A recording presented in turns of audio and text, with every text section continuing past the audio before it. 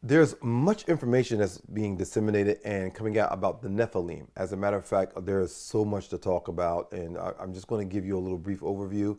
But if you want to know more about it, you can contact us and we'll help you out with that. Now, it's important to understand that in Genesis 6, the Bible tells us that all flesh had corrupted itself and that the sons of God came down and cohabitated with the daughters of men. And as a result, there were giants born in the land and during that time and after the flood, before the flood and after the flood. As a result of this infestation of the sons of God or fallen angels cohabitating with the daughters of men, what God did was God drowned everybody other than 8 people because they were the only ones that were untainted.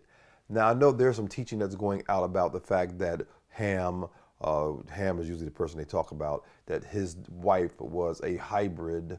She had genetic, of course, DNA from the fallen angels. Well, that doesn't make a lot of sense for me, and plus God has told me that's not true. Because understand this, God wiped out all of the hybrid children of the Nephilim. All right? And he made sure he did that, and yet he allowed the genetic material of the Nephilim to go into the ark, which he had Noah build. And for 100 years, Noah prophesied the oncoming judgment of God via the flood.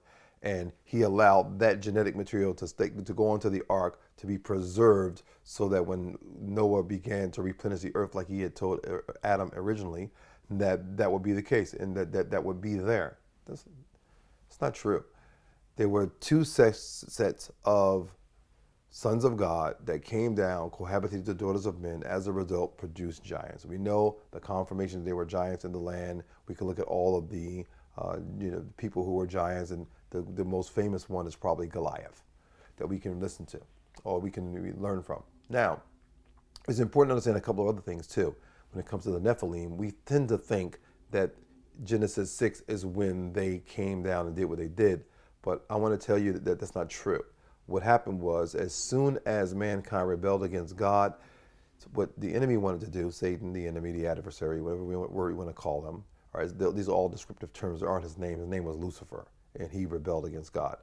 Well, Lucifer, rebelling against God, he wanted to destroy God's image of man. That's why he did what he did in the garden.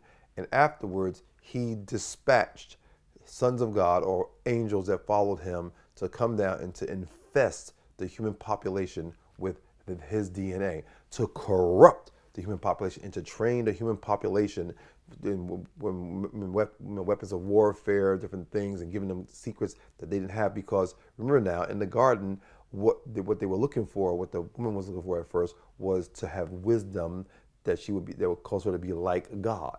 That's what was offered to her.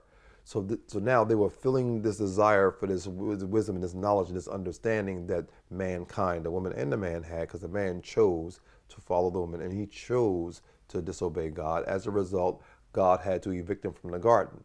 Well, the Bible tells us that for a time they didn't even seek God. As a matter of fact, they didn't even call upon God until their son Seth had a son named Enos. And you can read that in Genesis, the 4th chapter. Now, it's important to understand this, that the Nephilim, there's a really great book called by George E. Pember. The Lord said he gave George critical insights into this.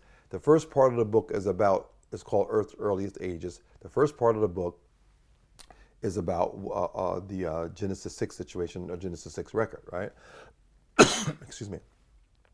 The second part of the book is about theosophy, which is really the infestation of the demonic in the population of men.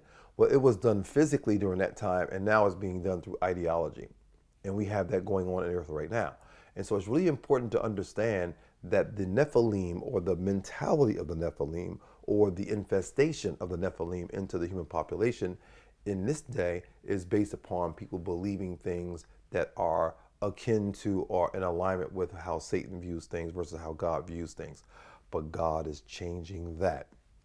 So a lot of information is coming out about the Nephilim, but it's important to understand that you need to seek God to find out about this information so you understand clearly what God did. You understand clearly what the powers of darkness are doing. Satan, the powers of darkness, the Satans are doing. and God's prescription and God's solution for that, because in this day, in this time, God desires for you to manifest and wield his authority and his power to put on display and to confirm who he really is. So, yes, you have the Nephilim, but the giants of the believers, the giants or those who are of great spiritual stature, like Jesus grew, increasing wisdom and stature and favor with God and favor with man, that's who God wants to bring forth during this day, so we can walk and wield the authority and power of God to manifest God in the earth. And as I always say, we go out, we leave here in a blaze of glory.